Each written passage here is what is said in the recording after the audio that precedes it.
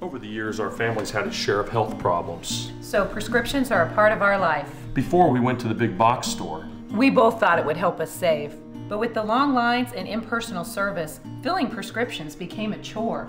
That's when a friend recommended D&H. Now Tristan knows our prescriptions. Brenda always helps us find the right vitamins. And after Dad's fall, Monica's been a real expert with all our home medical needs. All without the lines. Trust and service. That's our D&H.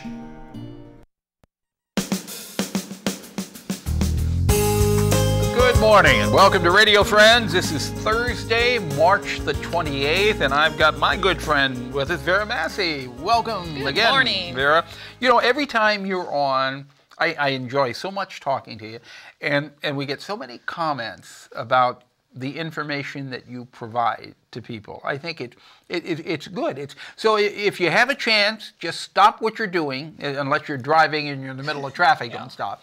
But sit down and listen to what Vera, we're going to talk about healthy mind platter, yeah. Healthy mind platter. You know, I'm also a nutritionist, so we talk about what people need to eat to stay healthy. Mm-hmm.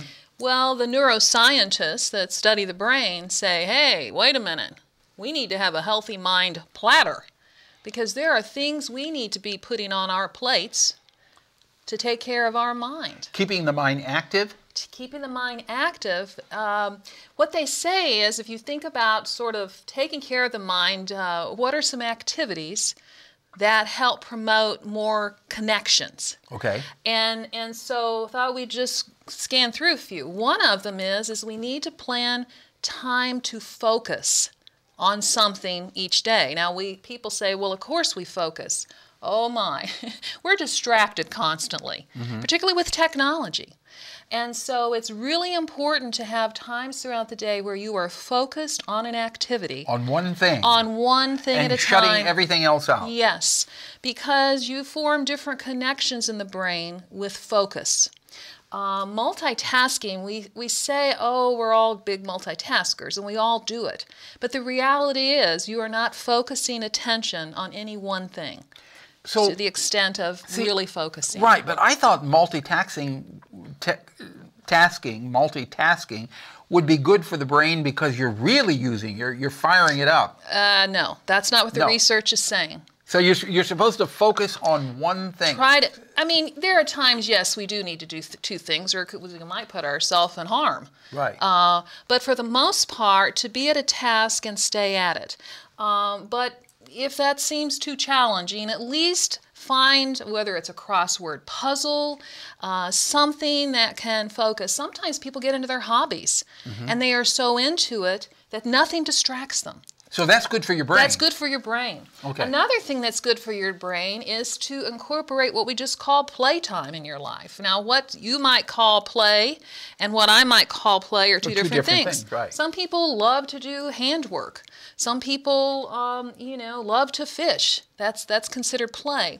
What we know is when we're doing sort of spontaneous things that kind of fill us up, that we enjoy, that's good for the brain. And there's... Even if it seems like you're doing nothing, that's good for the brain. It's good for the brain. An expression I love that says, we don't stop playing because we grow old. We grow old because we stop playing. Oh, I like that. And play is a good thing. Children play all the time. And, their brains are developing, but ours are continuing to work too. So I've got to remember that. We don't stop playing because we grow old. We grow old because we stop playing. Yes. So do things that are spontaneous. And fun. And fun. And even if it seems like it's a little silly, if you want to do it, do it. It's okay to do that. Some people do that with their pets. They play. Animals love to play.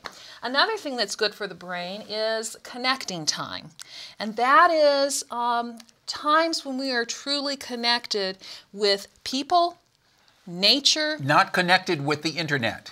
Correct. It is that one-on-one, that when we are actually connecting, because it's a different connection through technology. Yeah.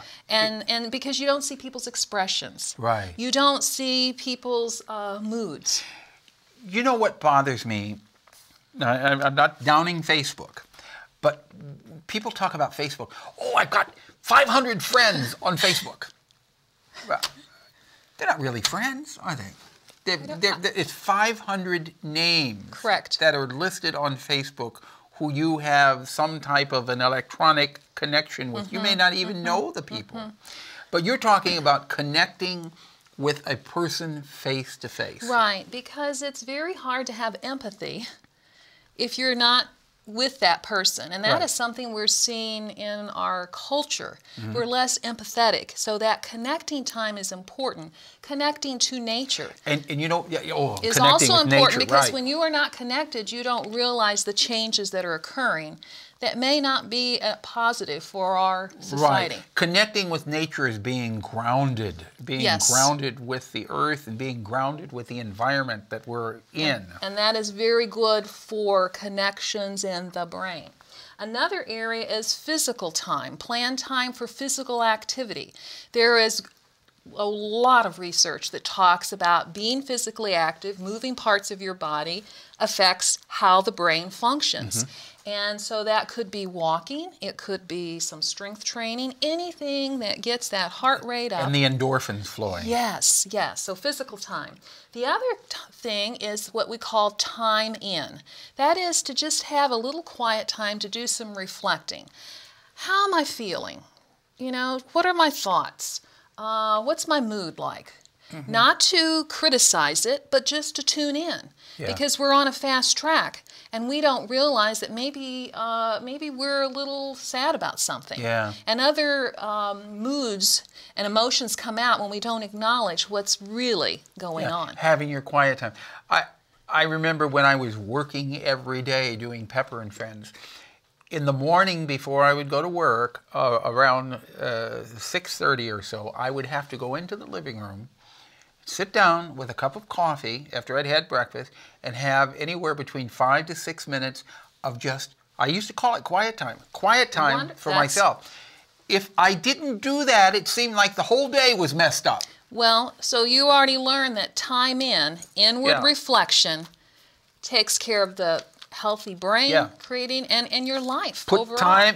Put some time aside for yourself, and it's got to be quality time, even if it's only 5 minutes. That's right. But just say, this is my time, just for me.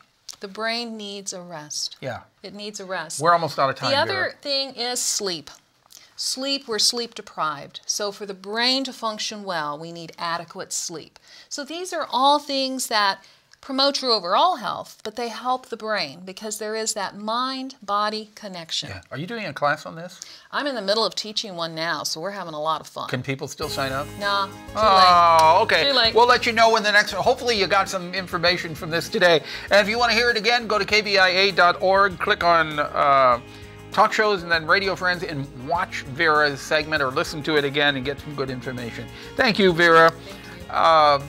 Tomorrow we're gonna talk about Grow. Our program directed by Travis McMillen, Reynolds Journalism Institute.